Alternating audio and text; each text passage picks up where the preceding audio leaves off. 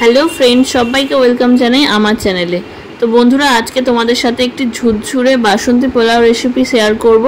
তো রেসিপিটা পুরো শেষ পর্যন্ত দেখতে থাকো।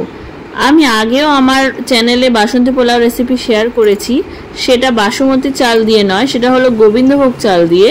আজকে আমি ঝুরঝুরে পোলাও রান্না করে দেখাবো। তো পুরো ভিডিওটা শেষ পর্যন্ত দেখতে থাকো, কেউ স্কিপ করবে না।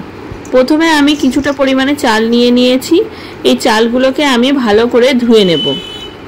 চালগুলোকে ভালো করে দুবার তিনবার করে ধুতে হবে। তো আমি প্রথমে চালগুলোকে ভালো করে ধুয়ে নিচ্ছি।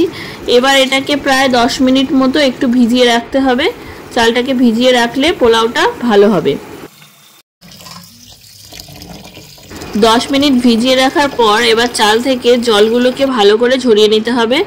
আমি এরকম একটি ঝুড়ির সাহায্যে চাল থেকে জলগুলোকে ভালো করে ঝরিয়ে নিচ্ছি। তোমরা যে কোনো কাপড়ের ওপরেও দিতে পারো বা যে কোনো পাত্রের মধ্যে দিয়ে এরকম জলটা তোমরা ঝরিয়ে নেবে, তাহলে চালটা ঝুরঝুরে হবে।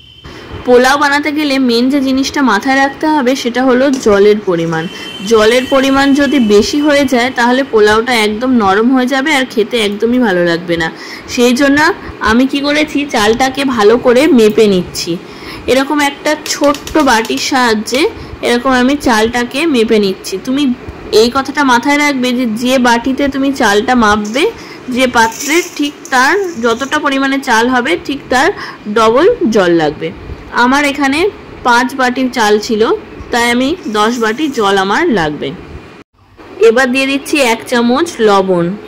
তোমরা তোমাদের পরিমাণ মতো লবণ দেবে। দিয়ে দিচ্ছি আমি 2 চামচ পরিমাণে চিনি। পোলাও তো একটু মিষ্টি মিষ্টি হবে। এবারে দিয়ে দিচ্ছি আমি 1 চামচ ঘি। ঘি ছাড়া তো পোলাও হবে না, সেই জন্য ঘিটা মাস্ট লাগবে। এবারে দিয়ে দিচ্ছি আমি 1 চামচ হলুদ গুঁড়ো। হলুদ গুঁড়ো দিলে কালারটা ভালো হয়। আমি এখানে কোনো ফ্রুট কালার ব্যবহার করিনি। তো এই সব উপকরণগুলো আমি ভালো করে মিশিয়ে নেব। ভালোভাবে চালটার সাথে মেশাতে হবে যাতে সব উপকরণগুলো ভালোভাবে একসাথে মিশে যায়। এবার আমি কি করেছি, এখানে চালটা ভালো করে মেখে নিয়েছি। এবার আমি চালটাকে প্রায় 15 মিনিট মতো ঢেকে রেখে দিচ্ছি। এদিকে আমি কিছুটা পরিমাণে কাজু আর কিছুটা পরিমাণে কিশমিশ ভিজিয়ে রেখেছিলাম। কাজুটা না ভেজালেও চলে, কিন্তু আমি এখানে কিছুটা ভিজিয়ে রেখেছিলাম। এবারে আমি কি করব, এইগুলোকে ততক্ষণে ভাজতে শুরু করব। এবার আমি কড়াইতে দিয়ে দিয়েছি কিছুটা পরিমাণে সাদা তেল। সাদা তেলটা গরম হয়ে এলে এর মধ্যে আমি দিয়ে দেব কাজু বাদাম। প্রথমে আমি কাজুটাকে ভাজবো, তারপরে আমি কিশমিশটাকে ভাজবো। তো কাজু বাদামটা প্রথমে আমি দিয়ে দিচ্ছি আর গ্যাসের ফ্লেমটা একদমই লো করে রেখে। এই সময় গ্যাসের ফ্লেমটা হাই থাকলে কাজু বাদামটা পুড়ে যাওয়ার চান্স থাকে। তাই আমি এখানে কি করছি, গ্যাসের ফ্লেমটাকে একদমই লো রেখে আস্তে আস্তে লালচে করে ভেজে নিচ্ছি আমি কাজুগুলোকে আমি মাঝখান থেকে দুভাগ করে দিয়েছিলাম, কারণ এতে ভাজতে আমার অনেকটা সুবিধা হবে আর দেখতেও ভালো লাগে। গোটা গোটাই ছিল কাজু বাদামগুলো, তো আমি মাঝখান থেকে ভেঙে এটাকে দুদিকে ভেঙে নিয়েছি। এবার আমি কাজু বাদামগুলো ভেজে নেওয়ার পর এটাকে আমি আস্তে আস্তে তুলে ফেলবো। তোমরা কে কে কাজু বাদাম খেতে পছন্দ করো, বিশেষ করে এরকম ভাজা কাজু, আমাকে একটু কমেন্ট করে জানিও। কাজু বাদামগুলোকে আমার ভাজা হয়ে গেছে, আমি একটি প্লেটের মধ্যে এটাকে নামিয়ে নিয়েছি। এবার আমি ওই তেলের মধ্যে দিয়ে দিচ্ছি বাকি কিশমিশগুলোকে আমি এবার ভালো করে ভেজে নেব। কিশমিশগুলোকে এখন আমি ভেজে নিচ্ছি। তোমরা কারা কারা পোলাও খেতে পছন্দ করো সেটাও আমাকে কমেন্ট করে জানিও। আসলে বিরিয়ানি খেতে খুবই ভালো লাগে, কিন্তু বিরিয়ানি বানাতেও তো অনেকটা সময় লাগে, পরিশ্রম লাগে। পোলাও বানানো অতটাও পরিশ্রম লাগে না। পোলাওটা খুবই ইজিলি বানানো যায়, খুবই সিম্পল।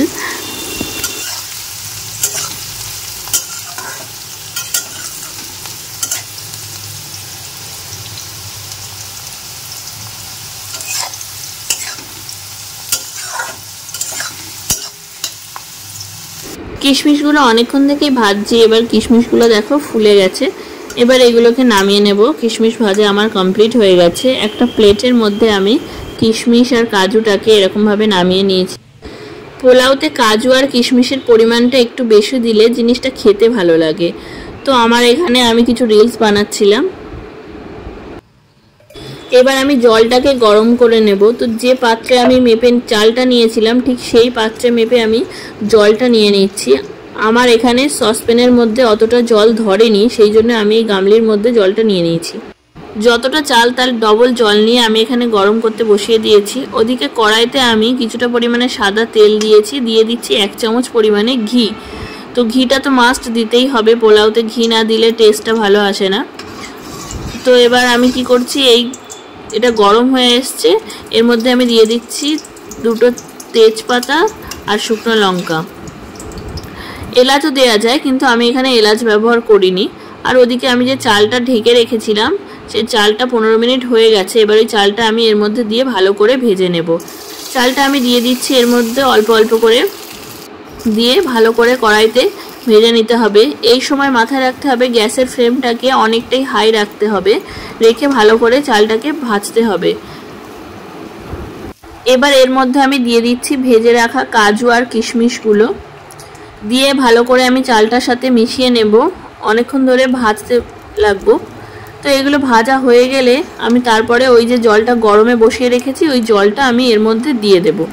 তো কিছুক্ষণ ধরে জলটা ততক্ষণে গরম হোক আর আমি এটাকে ভালো করে সবটা মিশিয়ে দিচ্ছি। কাজু কিশমিশটা চালটার সাথে ভালো করে মিশিয়ে দিচ্ছি। এবার মিশিয়ে দেওয়া হয়ে গেলে আমি এর মধ্যে দিয়ে দিচ্ছি আরও 1 চামচ চিনি, কারণ চিনির পরিমাণটা আমার কম বলে মনে হচ্ছিল, তাই আমি আরও 1 চামচ চিনি দিয়েছি। টোটালে 3 চামচ আমি চিনি দিয়েছি এর মধ্যে। এবার আমি ভালো করে মিশিয়ে নিচ্ছি। তোমরা ততক্ষণে কমেন্ট করো তো কে কোথা থেকে আমার ভিডিও দেখছো। তো ভালো করে আমার চালটাকে মিশিয়ে নেওয়া হয়ে গেছে। এবার আমি দিয়ে দিচ্ছি গরম জল।